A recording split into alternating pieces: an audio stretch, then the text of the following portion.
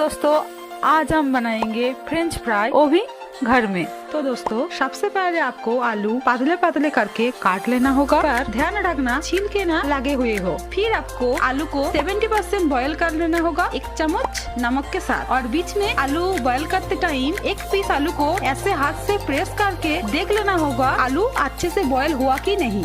उसके बाद कढ़ाई में तेल गरम करके बॉयल हुए आलू को अच्छे से फ्राई कर लेना होगा। फ्राई कर लेने के बाद उसके ऊपर थोड़ा सा मिर्ची, थोड़ा सा चाट मसाला और स्वाद अनुसार नमक डाल के मिक्स कर लेना होगा।